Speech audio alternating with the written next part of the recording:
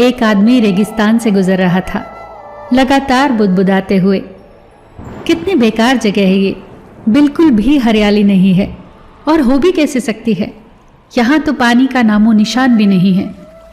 तपती रेत पर वो आदमी जैसे जैसे आगे बढ़ रहा था, उसका गुस्सा भी बढ़ता जा रहा था।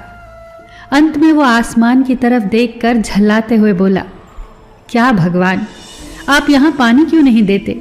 अगर यहाँ पानी होता तो कोई भी, हाँ कोई भी यहाँ पेड़ पौधे उगा सकता था, और तब ये जगह कितनी खूबसूरत बन जाती। ऐसा बोलकर वो आसमान की तरफ देखता रहा, मानो वो भगवान के उत्तर की प्रतीक्षा कर रहा हो। तभी एक चमत्कार हुआ। नजर झुकाते ही उसे सामने एक कुआं नजर आने लगा। वो उस इलाके में बरसों से आ जा रहा था, पर आज तक उसने वहां कोई कुआं नहीं देखा था। वो आश्चर्य में पड़ गया, दौड़कर उस कुएं के पास गया। कुआं लबालब पानी से भरा था।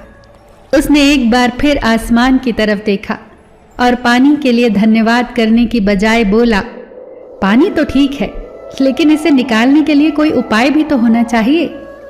उसका ऐसा कहना ही था कि उसे कुएं के बगल में पड़ी रस्सी और बाल्टी दिख गई। इस बार उसे अपनी आंखों पर यकीन नहीं हुआ। वो कुछ घबराहट के साथ आसमान की तरफ देखकर बोला, लेकिन मैं ये पानी ढूंढूंगा कैसे? तभी उसे महसूस होता है कि उसे पीछे से कोई छू रहा है। पलट कर देखा तो एक ऊंट उसके पीछे खड़ा था। अब वो आदमी एकदम घबरा जाता है। उसे लगता है कि कहीं वो रेगिस्तान में हरियाली लाने के काम में फंस न जाए, और इस बार वो आसमान की तरफ देखे बिना ही बहुत तेज कदमों से आगे बढ़ने लगता है।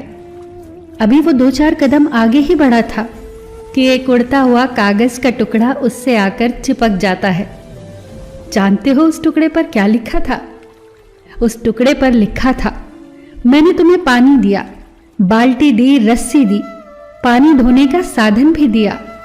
अब तुम्हारे पास हर वो चीज है जो रेगिस्तान को हरा भरा बनाने के लिए चाहिए। अब सब कुछ तुम्हारे हाथ में है।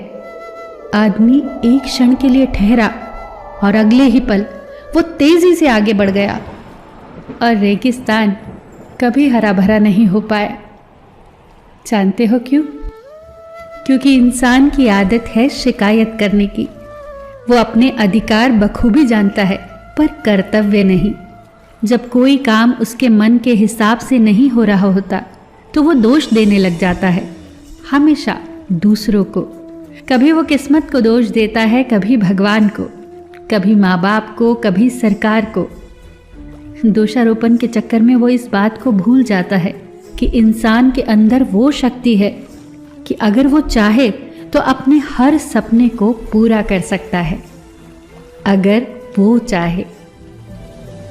फिर मिलेंगे दोस्तों अगली कहानी के साथ। तब तक के लिए अपना ख्याल रखना और हमेशा मुस्कुराते रहना।